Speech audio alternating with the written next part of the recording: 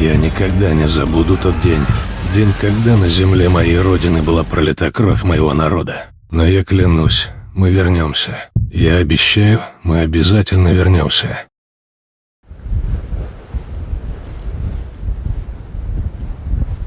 История Керчи начинается в цепях плена, куда его забросила судьба вместе с соратниками после жестоких битв с армией Тимура.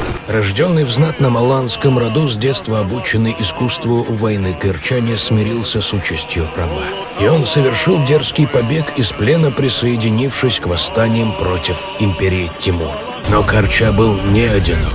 Вместе с ним были его верные друзья и соратники-воины, чьи имена станут основой многих будущих родов. Керча и его близкие соратники Наурус, Трам, Будиян, Кадурхай готовились к длинному и сложному пути на родину.